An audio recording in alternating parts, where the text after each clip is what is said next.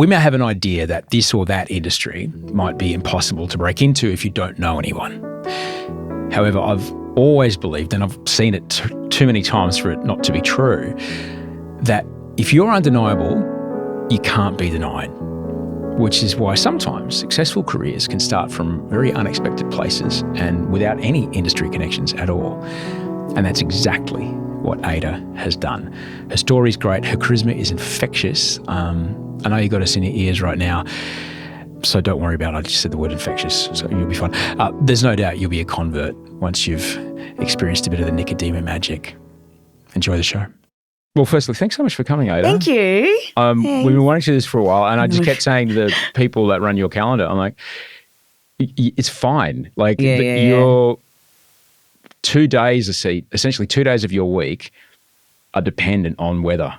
Yep. Because you shoot externals on 2 days of every week doing no, 4 days. 4 days a week. 4 days. 4 days. But then now you've got illness. The schedule changes. Oh, man. We've never gotten out of the COVID times. I think we all know that we can do it because of COVID. That's just what happens. But I like to be really super organised, and I hate not knowing. Chosen a shit gig for that. Yeah. Especially, like, if you're doing a studio show, it's going to be essentially 9 to 5. Yeah. But when you've got externals and weather and access and locations and noise and, this person's demolishing their house so we can't shoot next week. Yeah. Forget about it. And also no one can play me. Unless you're Becky from Roseanne. Because Becky from Roseanne was 3 separate people. Was she really? Yes. It was such a long time. I mean, I guess we've had that on Home and Away as well, because Elsa, for a little bit, because Judy was ill, so we had the beautiful Nancy Hayes. She came in and played Elsa, and Elsa was quite a well-known character. So, of course someone can play Leah. I mean, who do I think I am? Who do I think I am? There you go. Who do you think you are when you're 16 and now you're on Heartbreak High? Like, this is in a time when it was a far more monocultural thing. Yeah. So to say, how do we put it in context? It would be like you're now suddenly in Blackpink, or you're suddenly in One Direction. Yeah. You're instantly that. Yeah, I never would have expected that. It was okay, so I was the kind of girl that always sort of like, oh yeah, I could do whatever. Like, I saw an ad for Home and Away, like, I'm going to go and audition. Like, of course I'm going to audition. So I had that confidence. Yeah. But I didn't really think that I was going to act, and I was going to act for, I'm 47, so I don't know, 16. What's the maths? So that's 31? 31 years. Yeah, so no, I didn't expect that, and Mum didn't want me to do it, and no one in my family's done it. I was meant to, go to university and get like a proper job, whatever that even means. Yeah, right. I still may. But yeah, I can't remember my life beforehand now. Yeah. I was only having this moment yesterday on set where I was looking around and looking up at the studio lights. And I was just having a moment where I was looking at everything and because everything's so familiar to me, and I've known it for 31 years. And I went, oh, gosh, remember that girl at 16 that was just so overwhelmed? Yeah. So I literally just had that moment yesterday. It's important to do that. Yeah. The moment you take it for granted, then you become, and in my experience, this is when I know it's time to go. Yeah. If I start becoming complacent, if I start phoning it in, that's when I know it's time to go. I totally agree with you. And I try and look, and I have had moments where I phoned it in. I'm not going to lie. I mean, you're tired, whatever, you're bored with the storyline, you don't like, the idiot who you're playing the opposite or whatever it is, But I love that you can actually say that, because in 23 years of Home and Away, there's literally been 400 people you've played by opposite. So good luck. It could be anyone. Good luck. It could be anyone. Seeing who she's talking about. It's Charlie Clausen. The beautiful Charlie Clausen. No, geez, I've never laughed so much. So, with Charlie, he's a good lad.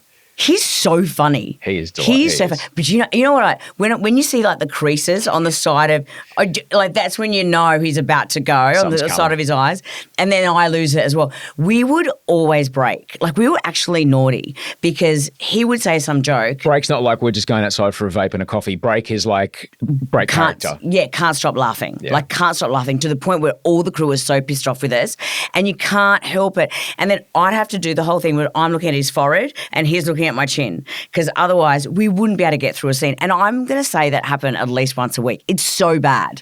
So bad. When you get caught out by it, It's really hard to break out of. Oh my God. Corpsing is the name for it. But you know what I realised? Because Charlie, on his, because he'd always have like jokes and he'd always make me laugh. He used to write stuff on his script, like little jokes to make me laugh. So he had pre-prepared stuff. So written some material. Yeah. And I only realised like 2 years into it, like, what a dork. Like, it wasn't just natural. You'd pre-planned all this stuff. Yeah. But he's putting the work in to make sure your experience on set and corpsing. That in 10 years from now, we'll definitely know he wasn't one of the idiots that you were acting no, across. he definitely wasn't. And he used to, let's just say, design the fruit bowl in a way that, reminded me of genitalia. Fruit bowl art. Yeah. He'd like to do that. And I would only notice it, say, on a take. Just dumb stuff like that. Like on set. Oh, yeah. On camera. Stuff that you couldn't do now. Oh, yeah. Has it gone to air? Yeah. Holy shit. Well, I mean, you probably didn't see it on camera. Like, it was, but I might have been putting an apple in the fruit bowl or whatever, and I look down and go, oh, Jesus. A banana and 2 apples. Episode 5004. If you look, there's a scene. Yeah. That's what, now I'm going. Now you're going to have to look. Yeah. Now I'm going to look. Yeah. When you're on those days, though, when it is hard, all right, and, kids are cranky, you're tired, haven't got a good night's sleep, da-da-da. It's 10 hours, which is 10 hours of anybody's work is still work. What's the thing that gets you there? What makes you go, no, I get so much out of this that isn't cash? What is it? A few things. Well, firstly, it's those moments. So I'm going to sound like a wanky actor now. Not at all. But it doesn't happen very often. For those moments, and you would feel as well, where you're like really connected, where you really feel something, like you've affected someone and you're really in the moment, whether that's on stage or talking to someone. I just think that is the most exhilarating thing. Yeah. It's like when I used to dance as a kid, like just being up on stage. I don't need money for that. Like I just would do it in a heartbeat. So it's definitely that. And it is actually the friendships. It is the love of, like, the crew are just the nicest people, and it is the Charlie Clausens, it is all of those people that we just laugh. Like, that is why you turn up. It's a tight ship on a show like that, and everyone has to work together. When you're shooting that many hours in a week and the production company can't wait, you've got to deliver. Yeah. You've got to be prepared. I've shot, I think I was on one episode of Neighbours once, but boy, howdy, do they move fast. Oh, yeah. Like moving on, you hear, that's like you never hear any dialogue twice. No one has a second take. Yeah. Well, I think Home and Away is the fastest filming show in the world. I may have made this up, but I think I'm right. Claim it. Yeah. You should claim it. Yeah. I think so, though. I think it is. Yeah, like we film so fast. So yeah, you're right. Like it's go. Like, but we all do have fun. Yeah. And we're all really, really close. And I really like television crews as opposed to film crews. Love doing a film, don't get me wrong, but they're like party people. They're in and out. It's 8 weeks. So, you're having a great time. Whereas, well, I've been there for, 24 years. The show's been going for, 33, 35. You meet people as assistants and then you get invited to their weddings and then you meeting their kids and then get invited to their 21st. Like it is that, yeah. And it's definitely a family vibe. And there is something that, and whether this is a fairly obvious example, but there really is something to be said for people see you, they see the other people on camera, but there's 85 other people who, if everyone isn't doing exactly the thing that they are there to do at exactly the time, that nothing happens. Yep. So there's just a beauty in being a part of this synchronous movement of this incredibly complicated thing and playing your part. And it's like the perfect Rube Goldberg machine, or, when you see an amazing try in the football and they replay it, you're like, how did they do that? But you see 8 people all working in complete alignment. Yeah, teamwork. It's a lovely feeling. It really is. It really is. And it is a beautiful team. And everyone who comes onto the Home and Away set says that. They really get the sense that we all really do like each other, but we all work very, very hard and we all work together as a team. You're here because we are here to talk about me and Megastar. You and the books you have written, of which I have entertained the idea of writing, because you read a lot of kids' books. Yeah, kids, yeah. And you're like, I know. I know how many syllables should be in this line if you want to make this work. You're really not putting the effort in. Come on. I will edit them and I will put the right amount of syllables in so the rhythm makes sense. It shits me so much. But then you get some really good ones. What was the one? The guy from The Office. Ricky Gervais, Stephen Merchant. No. The shorter guy, the dorky. He wrote this book, and it's basically just poking fun at parents. So you're reading this book, and you've got to make these dumb noises, and by the end of it, like you look like an idiot, but the child's like pissing themselves laughing. Awesome. And that was Jonas's favourite book. That's great. And we used to read it all the time. It's actually a very clever book. Mine's more aimed for tweens. 8 to 12. Yeah. And, loosely, I am a narcissist, loosely based on me growing up. What are you talking about? You're not a narcissist. But, write what you know. It's fine. Well, I just... I wanted to write a book that inspired young girls, went back to a time that was a little bit more pure when there was a corner store. We all knew our neighbours. Just everyone was kind to each other. Children were kind to each other. Were they or are you just remembering it that way? They were a lot kinder than they are now. Really? I think so.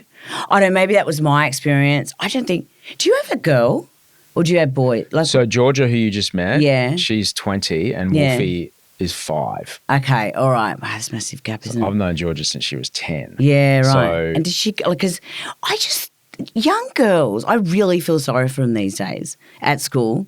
I look at my son and so they'll argue, but they just get over it. And it's usually on the footy field or whatever. And, Jonas is all about his rules, handball. No, what's out of line? Well, but they yell and scream and then it's just done.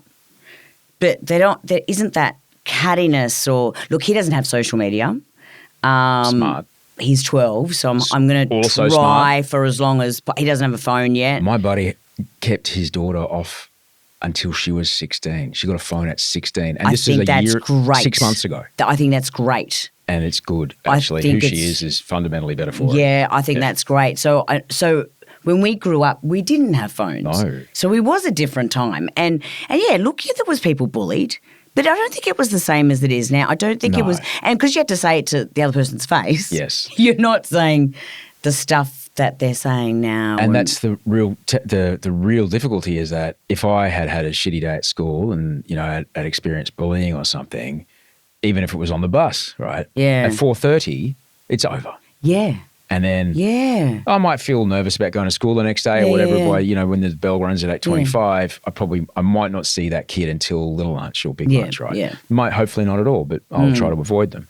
But by the time you get home now, it's all over whatever group chats and all over here, and there's stuff that's made up about you, and people are staxing on, and it's like it's inescapable. And they're saying really awful stuff. Yeah. It's just like, oh, you're an idiot. No, it's not that. It's not that stuff. It's full on stuff. Yeah, it's a hard one. It's a really hard one. Yeah, so because Jonas is going to school out of area, so he's going to catch the school bus. It's about 40 minutes or something away, so it's quite a distance. So I'm toying with whether to get him a phone or not. And I feel like for Christmas, I might do the phone thing, but obviously restrictions. But get him a dumb phone. Just get him a that's what I'm thinking. Like a burner phone. I just want to know where he is. Yeah. But other than that, I want him to be able to contact me. I don't want him to go on social media. I'm not going to let him have social media. Well, this is the thing, Ada. With G when she was little. I mean, we had to. Have the conversation. Audrey had the conversation about what porn is and stuff like that. Yeah, I've already had the conversation. Yeah, because it's in those moments. You can have all the restrictions on your kid's phone. Yeah. But it's in those 40 minutes on the bus where someone next to them goes, "Hey, check this out." And but it was 2 years ago. I'll never forget. We were watching The Project or something, and so he was 9 or 10, and they mentioned something about porn, and he started giggling. I'm like, sorry. What do you know about porn? Oh, nothing. But what? Why are you giggling? Oh, it's just something I heard. And I had to have this whole conversation. I'm like, how the hell does a 9-year-old know about this? And look, it turns out I didn't know that much. But still, I mean, I hadn't kissed a boy then. I thought if you kissed a boy, you had to do it when you were married. I was actually in year 6 and I actually said that to a boy. I'm not going to kiss you. I'm waiting until I'm married. Excellent. Yeah. And you did. Yes. So it was a very different time back then. Yeah. So, yeah, hence Mia. That's what I was trying to sort of go back to that time of, a little bit of sweetness and just innocence, not sweet, innocence. Also, there's sort of the Greek cultures filtered through there with a whole lot of food and the dumb shit that, don't wash your hair because, if you got your period, you can't wash your hair. Don't put shoes on the table. I don't know, the rules, the Greek book of rules that no one knows. Shoes on the table is fine. The washing hair and the period stuff? I don't even know. There's heaps of them though. You'll make baby Jesus cry, that kind of thing? The salt thing behind. Do you My mum was mad on that, the salt over the shoulder. Yeah. What about the evil eye? Have you heard of the evil eye? Oh, I've heard of it. Absolutely. Yeah. And then if you feel like you're getting the evil eye, there's some people that know like this chant, but it's like a secretive chant, but it gets passed down. And I don't know it, but I know people who know the chant. Whatever. If it makes you happy. And the dumb thing is that you do with Jonas when he was born, like he got like this little safety pin that you put on babies, and it's got the cross and the evil eye. It's definitely got those two. I'm trying to think what the third one is. Your phone number, something if found, please return to. Because the evil eye is going to protect him. Oh, right. Okay. But you put it on, just in case. And I'm not going to walk under a ladder just in case. And I do wash my hair when I got my period, but I don't put new shoes on the table. So even though I know that all of this stuff is ridiculous, you're right. I do some of it, yeah. But it's all right. But it's kind of funny, and I think it's nice to show that in these books and for kids to know about other cultures, and also for young girls like me growing up. I wasn't represented, so it'd be nice to be represented. And also, if you want to get into acting, because I used to watch Young Talent Time back then and just learn the dances, and that's how I was going to be discovered. But maybe if you want to put on a play or something like that, it can inspire you. So when you watched, I'm going to guess, when you were watching Young Talent Time, you're like, "There's Tina." Me and Tina? Yeah, well, I was probably more Danny, though. So did you lose your shit when she showed up at Home and Away? I wasn't there then. Get out. But I met her, though, prior to me being on Home and Away, because I danced with the Young Talent Team. I didn't go to Cyprus one year because I got to dance with the Young Talent Team. And so it was like a family yearly thing, you would go there back there to sometimes we would, but back for some to the reason, home country. But yes, home country. I'm terrible with accents. Everything just sounds Indian. Because Audrey's Fijian, are they kind of people that come back with stuff in the suitcase, like pre-border security? Like, you just can't get good tomatoes here, so this is the real shit. No. Yeah, Mum brought back some halloumi. Yeah, of course. Yeah. But she said that because it's all Cryovac, it's okay. I'm like, it's cheese. We've got cassava in our garden that grow out of a cutting. Yeah. Don't ask me how it's here. Yeah, I know. All right, it came from some auntie somewhere. I didn't ask her. And but you know now what? It's here. And for some reason, my aunties had mangoes over in Cyprus, like years ago. I'm just like going, doesn't seem like a European fruit, the mango. Biosecurity's pretty tight here. Yeah. And they're not hard. They are hard seeds to hide. A mango seed is a big thing. So the annual going to Cyprus thing, you're like, I don't want to do it. I didn't do that because I was going to meet the Young Talent Team, and I was like, I loved Danny, but I really love Kylie Minogue. Cool. So I met Danny, and the whole time I was like, I love your sister. I love your sister so much. I've got 365 posters of your sister. I've got every 7-inch. I've got every 12-inch. I'm like talking about Kylie the whole time. Wow. And Danny was so lovely. She was so lovely. Yeah. So but when she was on Young Talent Time, she was my favourite. And then there was Vinny and Del Tito as well. I did a whole podcast with Danny just the other week. Yeah. Because I really wanted people to know the Danny that I know, who is the person, like you don't accidentally remain very employed and super relevant since you're 8. Yeah, it's a deliberate thing. Yeah. And the way she handles herself in a professional sense, I just want to be her on set. Like so professional. Yeah. You've never met anyone she's a machine. I've worked with her. She's amazing, isn't she? That's the top of the fucking mountain right there. Yeah, but both of them. If you're an asshole, you generally don't get fired in this game, but you just don't get hired again. Yeah, and you do like a few times, but eventually it just gets around. The industry's way too small, and we work way too hard to deal with dickheads. Yeah, I like Home and Away. The dickheads don't last long; they go straight away. Yeah, there's no time for them. Which makes sense. Like, so when you meet Hemsworth, you're like, oh, well, of course. You're just delightful. I know. Just I know. fucking Chris. I can't look at you because you're like an eclipse. Yeah. You're so handsome. Do you know he stayed over at our place like, I don't know, a couple of weeks or 2 days or something. I can't remember. He was about to go overseas to go to LA. And he was like, I'm going to go to LA. I'm going to make it big. And I did the whole, Chris, it's just not going to happen. I mean, come on, buddy. How many people go over there? They don't make it. 6 weeks later. 6 weeks later. He got Star Trek. Yeah. And look at him now. Wow, I got that one wrong.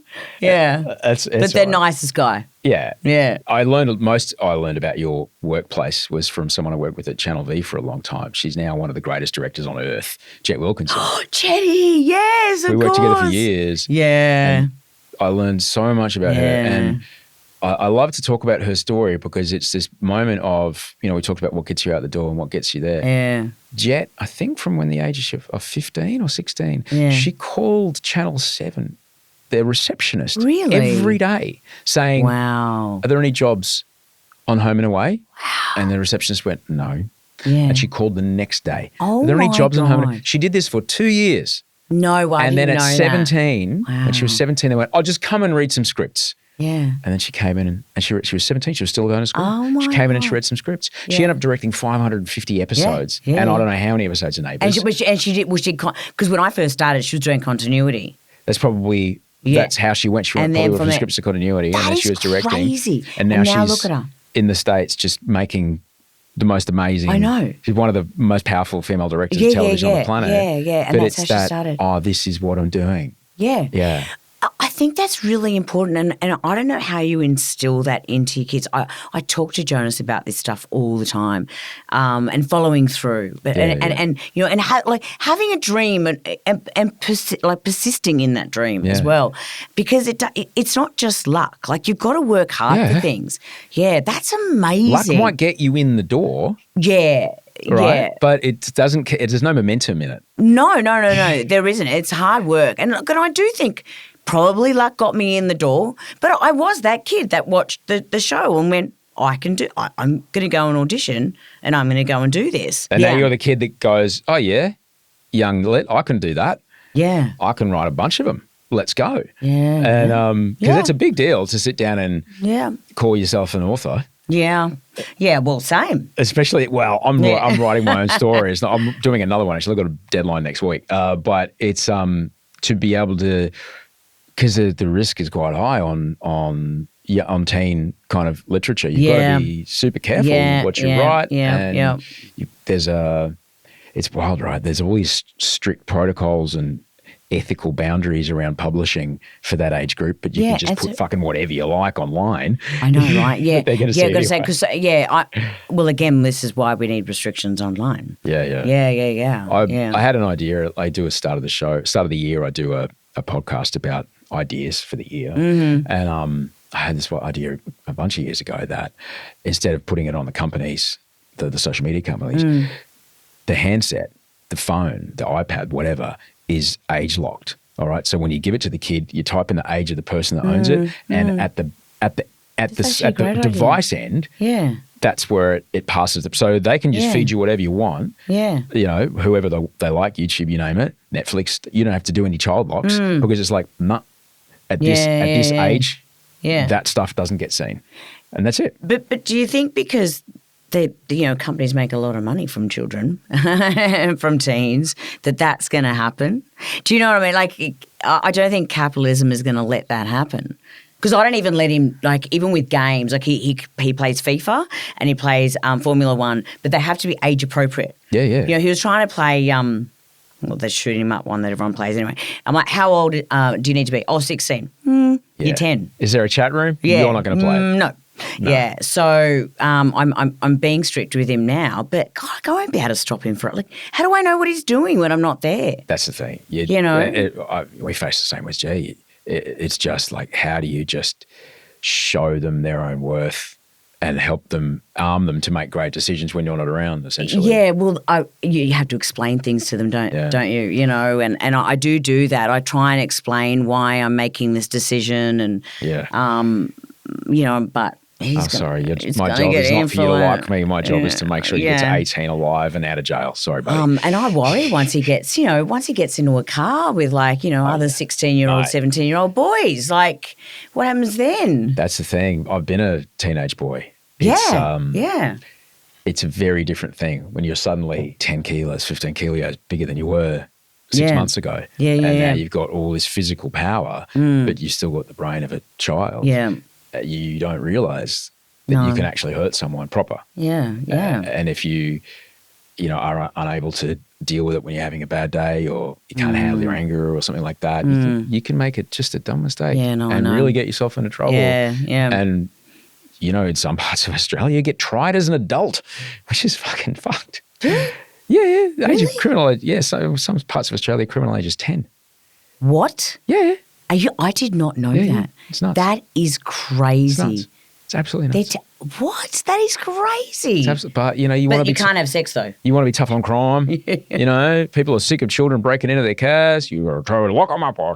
It's fucked. It's so fucked. You run out of prisons. It's not. It's literally like you're trying to put out a bushfire with a water pistol. By that point. Yeah, it's you've got to get in earlier, and it's interventions. But as a mum of a young boy though, like, do you look at what masculinity is in society? Do you try to go, how am I going to make you a man that is going to be valuable in the world? Well, and look at it, and it's monkey see. Not monkey do. Like, it's really important. And I talk to him about it all the time, about being respectful to women, all that sort of stuff. But I can see that, like, I have to make a point of, because I'll get up and clean the dishes, for example. He'll be sitting down. Do you want to get up, buddy?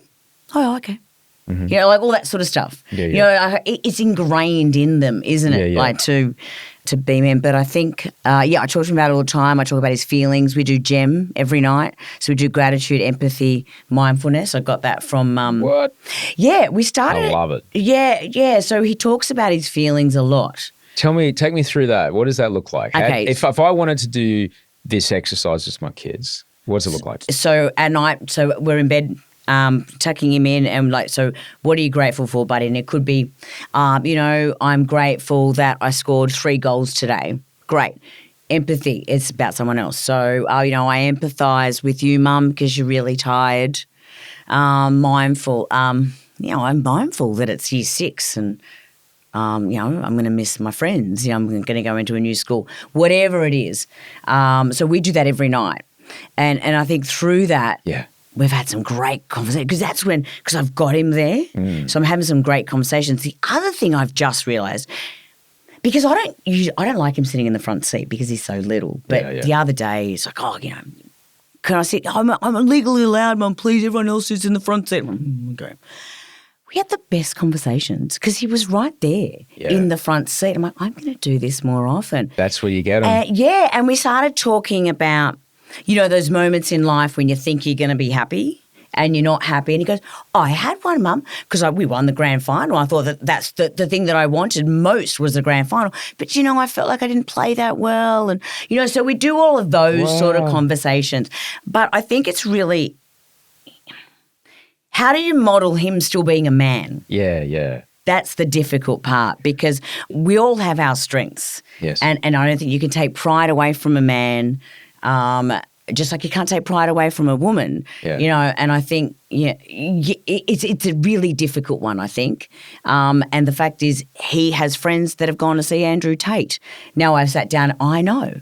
At that age? Yeah. What the fuck? Yeah. So I've had to sit down with him and talk to him about that. Now that behaviour doesn't happen at home, like I'm not treated like that, or he, but he's got friends. It's insidious. The sport thing is really good though. That he's I think that. so. That's really important, because So one, men don't talk face to face. Men talk shoulder to shoulder. So, and the other thing is, if you get, our brains only work one hemisphere if we're sedentary, but if we're walking, both of our parts of our brains work. Our brains are actually different. Science has shown it. Yes, men's and women's brains are different. I know, right? No way. So hang on. If you're standing still, only one side of your brain is working. The left one. So the one where the speech centers don't really work that well. They work, but just not that well. All right. Particularly if you're being engaged. If you want to have a conversation, get them moving. Go for a walk. That is amazing. And don't look them in the eye. Yeah. Men don't talk, let me tell you about my feelings. No, that's why let your man go play golf. Have someone come over and work on the car. Do whatever, because that's when the stuff happens. That's when the chat happens. That's when the, That's and so interesting. Take them for a walk. Yeah, it's really important. And that time in the car, I mean, it's real proper. It was so great. It's good. Yeah, it was such a great day. Yeah. Yeah, and we had like the funniest conversations. Yeah. Because when he's in the back, he's just playing music through the car and he's not talking and he's like looking down at my phone, looking at the lyrics. Like, this is so annoying. The other thing that's interesting about men's brains, well, women as well, but I know this for sure about men, is that when we're in our kind of mid-teens, we're actually programmed to seek out a man that's around the age that a father would be, but isn't our dad. All right. Now, that could be a neighbour. For me, it was my uncle. It can be the coach of the footy team. Yeah. And it could also be some guy on Instagram or YouTube with some pretty questionable views. And we are programmed for that. We're programmed to seek mentorship. Wow. All right. Yeah. So it's making sure that person is around and kind of knowing that they're going to start doing that. Yeah. And just keeping an eye on, all right, I can see that. I can see who it is. All right, we might have to. Yeah. And look, I'm pretty open with him about talking about a lot of stuff as well. And we've been talking about sort of all the stranger danger stuff, like from the moment I can remember. We don't do secrets either. Yeah, right. So, I'm going to tell you a secret, Jonas. No, we don't use that word, secret. Someone told me once that's how, like, pedophiles groom children. I don't know if it's true, but it's just stuck with me. It's stuck with me now. It so plays. Yeah, It plays. I don't. Yeah. So it's a real thing with me. I won't let anyone say that word. It plays to him. Respecting your body, respecting yourself. No means no. No means no at every point. Yeah. Every point. And I talked to him about that stuff as well. I had to explain a brothel to him the other day. Yep. Someone at the wedding said something about a brothel. He goes, "What's a brothel, Mum?" I went, "It's a place where you go and have sex." And he goes, "Oh, okay." Were people looking at you like, "Oh, this is delicious. I can't wait." Because it was literally at the table. Yes. So there was 12 of us at the table. "Mum, what's a brothel?" I'm like, shit. Yeah. Well, work's work, son. Yeah. And it's the oldest job there is. Yeah. Look, and they're needed. They're needed. They're needed. Yeah, they're needed. And you're going to find out at some point, son. It's an important job. Yeah. But you're always having to answer those questions at the weirdest times. You can't plan when it's going to come. Yeah. But you got to get in there. But you can't say, "Tell you later." You can't avoid it. Well, no, the other thing I've learned to do, because I'm one of those people, if you haven't noticed, where I just like talk and then think later. And I used to do that a lot with him, and I'd just say the dumbest shit back to him if he asked me a question. Now I go, "That's a really interesting question. Let me have a think about it, and I'll get back to you because I want to give you a great answer." Yeah. Like, because otherwise, I'm like, just like, sort of like just, shuffling trying to think of something. You just watched an episode of Grizzy and the Lemmings. I'm just going to sprint in there and read my Maggie Dent book. I'll be right back. Basically. And I am on Google, figuring it out. I'm all about it. Yeah. Because you're like, shit. Like, I don't know. Because my mum never spoke about this stuff. Nah. So I'm flying solo here. I've got no idea. Mate, my mum works as a doc. As I mentioned, she was a GP, and early on when she had retrained, they start them in state health, all right, and she got a placement at family practice in a part of Sydney, part of Brisbane where they shot Boy Swallows Universe. Oh, yeah. So it's there in the 80s. That's where it was. That's rough, right? Yeah. And she came home. "Yeah, all right, Mum." I had to explain to a 14-year-old girl how she got pregnant, and she was pregnant. Like, oh my God. Like 3-4 months. How? See, this she was 14 and she didn't know how it happened. Yeah. And Yeah. like, so you got to have the chat. As uncomfortable as it is, Absolutely. what's the converse? Yeah, no, You know? look, yeah. And look, and it is uncomfortable for me. I'm not going to lie. It's uncomfortable, but I'm happily sitting in the uncomfortableness because I have to. I'm lucky in that Yumi Steins is in my life and she's written heaps of books on this stuff. That's good. And she's got 4 kids and she has no problem at all showing you and telling you exactly what you need to say. So good. Because the research has proven that the more you talk about it, the better protected your kids are. Well, and I always say to them, I don't want you to learn about sex and your body in the playground. Yeah. Ask me, whatever it is, ask me, because I will give you the right answer, or if I don't know it, I'll go and find out. Yeah. But the kid in the playground isn't going to know. No. That's not where you learn about your sexual education. No, absolutely not. You didn't go there. You didn't go there in these books, but you did put a bunch of stuff out there that I think it's really lovely for other kids who have had a similar upbringing to you about not exactly. The same. I'm very similar to other people, but there's parts of things in my family that nobody else does. Yeah. My lunchbox smells like nobody else's lunchbox. Yes. I guarantee that mine did not. I don't know what my parents like. Oh, really? Like ox tongue and lard. It's 36 degrees in Brisbane, but this is the only food they know, so this is what we're eating. Like, guys, come on, man. Do you know, I can top you. Yeah. Okay, so because I grew up in Minto. So in Campbelltown, I don't know if you've been to Campbelltown. I know where it is. Oh, yeah. So it's always a little bit, it's always about 5 degrees hotter right, than Sydney. So it was this really, really hot day and we wanted to go to Macquarie Fields public pool. We're begging Mum. It's 45 degrees. Come on, Mum, please, please, please. Okay, if you eat the brain soup, you can go. What? Brain soup? No, you're eating brains soup. And could you imagine? We were vomiting. It was awful. She made us eat the whole thing. And then we went to the pool. Yeah. As my mum would say, on the farm, you don't waste any of it. This is... Yeah, but in this day and age, we don't need to eat that. It's perfectly fine. Yeah. Come on, if you don't want to have it, are you going to finish that trotter? Can I have that trotter? But you know what, in saying that, I feel bad now because my mum used to spend a lot of time making my lunchbox and beautiful, beautiful food. And I just turn up to school and I just go up to all the other kids and go, "Do you just want my food? Have my food. I just want to go and eat a yummy drummy. Or I just want to go and have a meat pie." Were you the same? Oh, mate. I was so embarrassed about my lunchbox. Yeah, I didn't know that cheese came in individually wrapped slices until quite a lot later, or that bread could be other than black. But then I remember seeing this whole Devon and tomato sauce thing. I'm like, what is this Devon and tomato sauce? My Mum, I want Devon and tomato sauce. She said, "You want Devon and tomato sauce?" Okay. She goes and she makes it for me. That is disgusting. Have you had Devon and tomato sauce? A long time ago, yeah. It's disgusting. Yeah. So I'm happily having prosciutto and halloumi, your beautiful leg ham and all that sort of stuff. But it's... I think these days kids do know more about other cultures, but back then they didn't. So it's good to be able to put that stuff, and it's very sweet of you to throw some recipes in there. Yeah, that's very stuff nice. that kids can make though as well. This is lovely. But everything has halloumi basically through it. My first boss when I was a roadie, actually it was my second boss when I was a roadie. He was Greek, and from proper Brisbane, we were the first guys here, that kind of thing. Yeah. 1961, but we were the first guys here, It was great. And so I got introduced to a lot of that kind of food early on, which was pretty good. It's so good. As Briggs, the rapper, says, it was a great line about immigration. It's it's important that we have our borders, but don't mess with my food court. Don't fuck with my flavors, man. I want to get around it. I want to get amongst it. That's what's so good about Australia. Yeah. So you travel overseas and you don't get that. When you're in Europe, when you're in Italy, you're eating Italian food.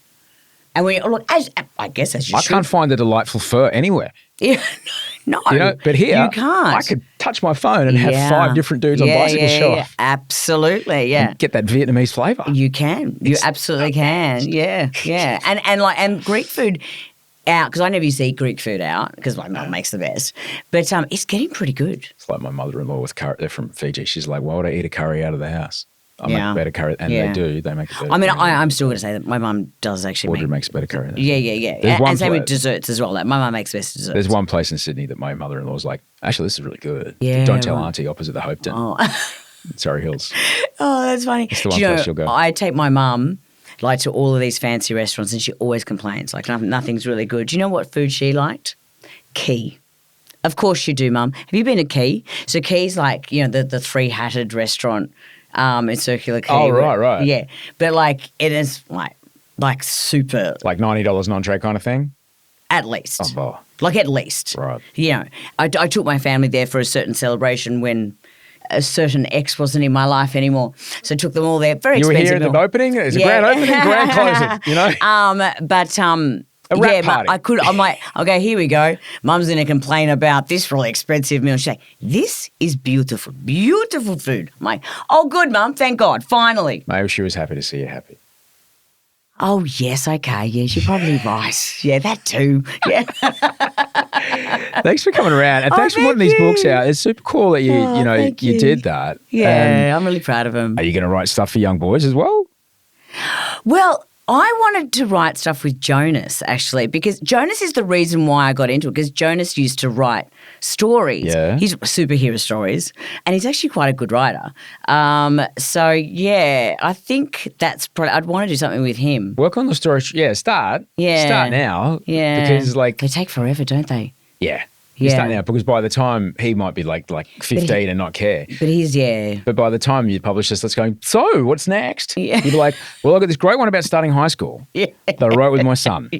It's so true, isn't it? It's so true. We're rereading the one about starting big school upstairs that we got from the library. Yeah. It's just, Yeah. it's great. Jonas is reading, Jonas reads like, you know, the Harry Potters now Right. you know, he's like a very good reader. Real important for you. Yeah. It's very, very important for you. Yeah. When I met my wife, I was like, the first day I ever met her, I was like trying to make up small talk. Like, did you see Game of Thrones last night? It was like one of those episodes where like, oh my God. And she goes, The Red Wedding. it wasn't a big surprise to me. I read all the books.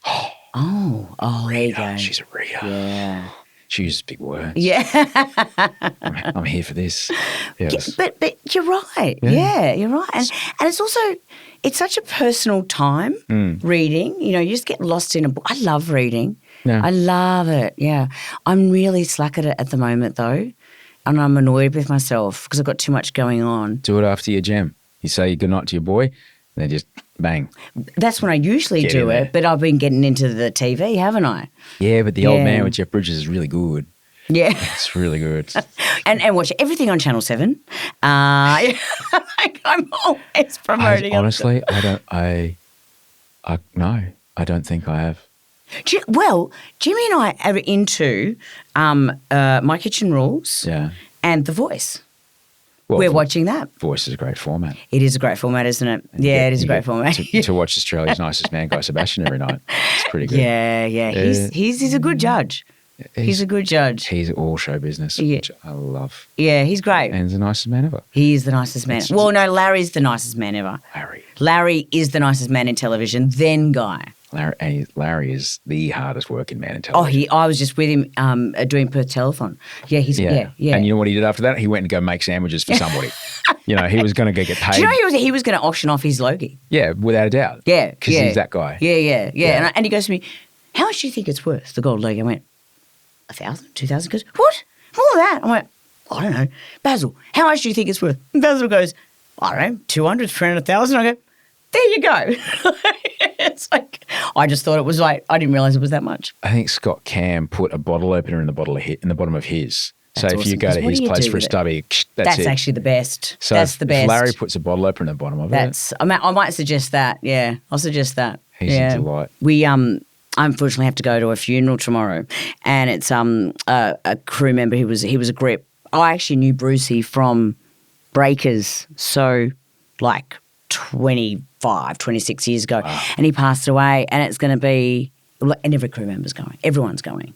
Like everyone's going because we all love each other so much. Everybody dies. Everybody He dies. was young. He was young though. Yeah, but but yes. And when you work with people for long enough, you'll be around and people will have kids. Yeah. But if you work with them for long enough, like you start to care a heap when they're not there, and when you find out, oh, they got sick or whatever, like it's shit. It's really shit. And that happens. And there's that moment. I've been lucky enough to go to the Logies a few times, and there's that moment where they show the black and white photos on the screen, and then you might have only worked with them very briefly, but I mean, we're very fortunate as an industry to have that, because I'm sure there's people that work in insurance or accounting or travel that don't realise that Nora from Ulladulla has passed away, but Nora from Ulladulla used to send them 5 families every year, and they got that much revenue into their little business about it, but they don't even realise that Nora's gone. You're so right, because I'm ashamed to say it, because even when I'm looking at that, sometimes I go, oh, I didn't know that he passed away. I didn't know she passed away. Like, you do that. Yeah. Don't you? You look at, oh, far out. You know, that amazing director, whoever, like sound engineer. I didn't know that they'd passed away. So it's such a lovely moment at the Logies, the in memoriam. I mean, bittersweet, obviously, but it's a nice moment for us all to just remember those who have passed. I also remember that when I die, I will just be 8 seconds of a black and white photo while Delta Goodrem plays a piano, all right? And a room full of people who have no idea who I am will just be like, I've really got to piss. Because it's always before an ad break, because it's very hard to come back out of. And that will literally be it. And well, no, it's important. I have to have like as in it just keeps you grounded, you mean? Absolutely. Yeah, okay, all right. Really, that's it. People will go, oh, yeah, I remember him. Yeah, and then they move on. Did you get the gear for the after party? Like, are we still doing bags? Is that what's going to happen? Like, that's what. And then people just move on. But you know, it's because when you're younger, I don't know. I'm obviously a narcissist, because I remember going, oh, you know, I wonder who's going to come to my funeral. You know, when you think about all. Did you ever think about that shit? I think about my funeral quite a bit now. Oh, okay. So I don't now. I think it's more when I was younger, I used to just think about that stuff. Right. Like, you know, who's going to, is it going to be really big? Is it going to be really small? All that sort of stuff. And I thought, God, who cares, Ada? Like now, I'm like, who cares? I don't think about who is going to come, but I do try to live in a way, and now quite deliberately so. Previously, when I was drinking and using, not so much, but I do try to live in a way that I will at least try to have some influence on the things that people might say.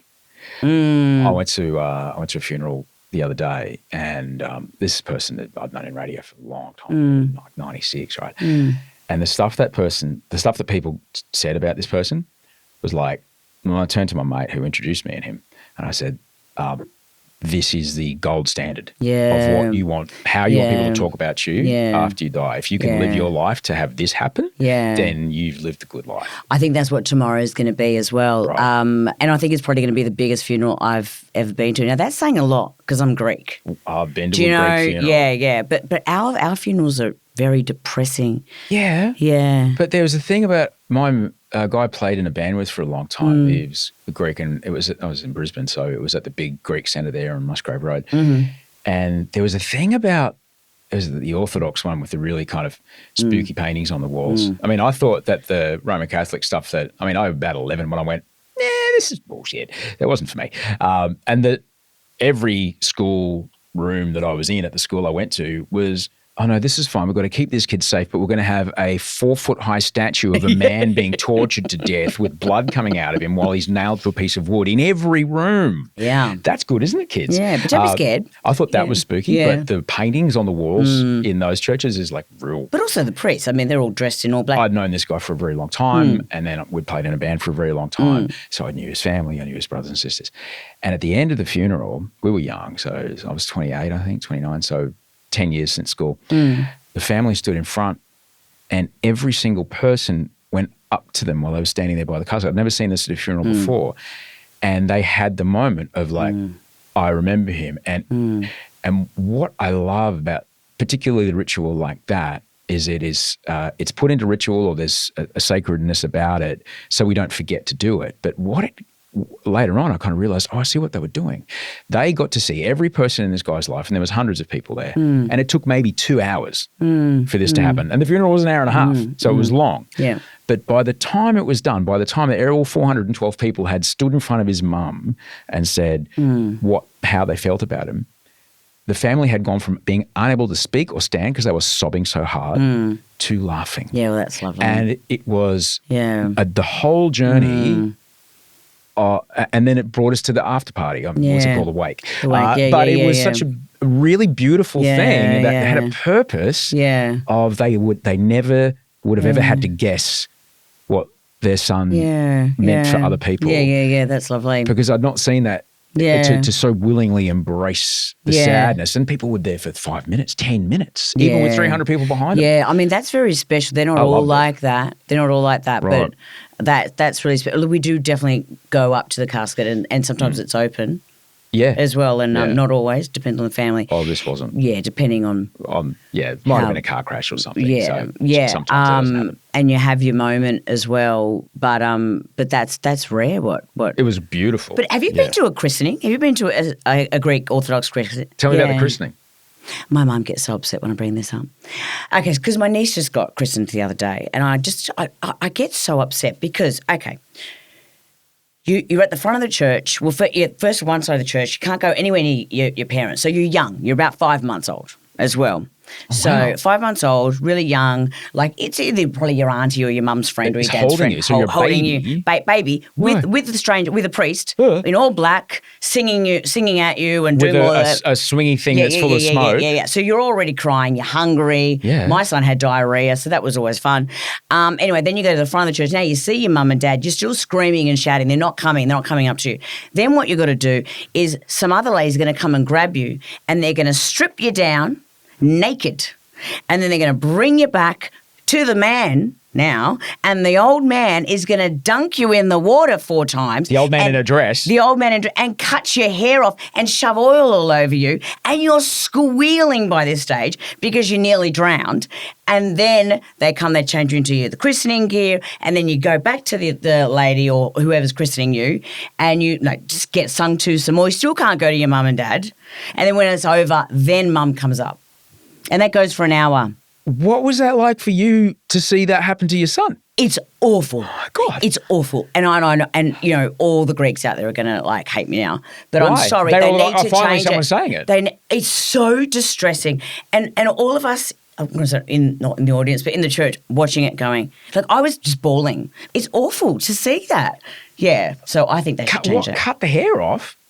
Yeah, I don't know what that's about. Is it just a lock, or does he get the clippers out? No, it's just a lock. Yeah. Oh, right. Yeah, they're not going, But some Greek kids do have a lot of hair. Get a bit that tight kind of, get that little NRL mullet. But you're distressed, and then you don't get, the babies for the whole day are just they're red, they're grumpy. Of course. They've gone through trauma. Jesus, man. It's awful. It's awful. If you can YouTube it, you should have a look at it. I don't know if I want to. Yeah. How did we get onto this? Well, I don't know, but it's a part of what makes our country amazing is that all these rituals and things, because if you're in Greece, as far as you're concerned, that's a christening. Yeah. Though if you're here and you have something to contextualize it against, hang on a minute. I don't know about this, guys. Yeah, are you sure? Do we really need all this? I went to a Catholic church on Saturday for a wedding. So, that was completely different to a Greek wedding. That was really lovely. Really? Well, because it was different. Well, because also I understood what the priest was saying. Oh, yeah. That's what I mean. Because the Greek Orthodox, they're singing and you're not understanding. And I like obviously, I don't know what you think of religion. Not a lot. No, same. It's good. If you're in the game to make some coin, it's pretty good. It gives people hope. It does. Sure. And it's not my thing, but but I do like the idea of marriage though. And I'd do it again. But just seeing the woman up there with the big dress, and then she had to take the man's name, and because the priest automatically just said, "Wow, the man's name." I thought, oh, okay. Haven't we moved on from this? Yeah. Religion, I guess, hasn't. Audrey's got her name. She's got a perfectly fine name. She doesn't need my name. Well, I haven't even changed mine back yet, and I've been divorced for 9-10 years. I've got to do it. It's so... Anyway, it's just... Yo, you want to talk about how hard name changes are? I'm your man. Actually, I've done it in 2 countries. Fuck me. It's hard. Yeah, it's hard, isn't it? Because you have to go, no, I'm seriously, I'm not running away from something. I promise you. As a woman, way easier. Way easier. I know. Because you can literally just tick a box and say, I've been divorced. and they're fine with it. No, you got to ring up. You got to bring up the places though. Or, I had to kind of prove. I had to get police checks and promise that I really. Yeah, that would be hard. I did not get convicted of something. Yeah. In another country, and I'm not running away from something sus. Yeah, you're right. Yeah, yeah. so, mine's just the name. Yeah, mine's just the last name, and I'm going back to the name that I had before. You ever been to Darwin? No. You meet people in Darwin. You say, "Hey, buddy, what's your name?" They go, "John." No surname. How long you lived here? 9 months. Like, all right, so some shit's gone down in Adelaide. Nobody knows you're here. Yeah. And as long as the bikers don't find you, everything's going to be just fine. There's a lot of people who got there on a one-way jet ticket. Yeah, I'm sure they have. Yeah. It's actually the only sort of state territory I haven't been to. Oh, man, it's great. You got to go. Again, I was only just talking about that. I'd like to go to Darwin, but you only go for like a couple of days or something, right? You don't need. If you want. What's amazing about it is that you can experience like proper wilderness. Yeah. Unlike anywhere else in the world without the threat of a militia hiding in the jungle with an AK-47. No, it's like real, legit, remote, dangerous isolation, but without the, hill kind of rebels that happens in parts of South America and Africa. Yeah, in Africa, which is, par for the course. But yeah, it's pretty great. It's great. You got to go. Food's great. People are great. Yeah. It's fun. And it's quite multicultural, right? Yeah, absolutely. Yeah, Darwin. Yeah. Food's great. Yeah. It's the first place I ever ate a dragon fruit. Yeah, right. Did I have one in Thailand? In Darwin. It was awesome. Yeah. It was great. Yeah. You're a delight. Thanks for coming. I've got to get you out of here. It's school pickup. And, yes. My boy's it's pizza night, Friday night, so he's going to come around and... we do that too. He's just turned 5 and he ate 6/8 of a family-size Hawaiian the other day. You know, that makes me really jealous because my son is like this, like he's stick thin.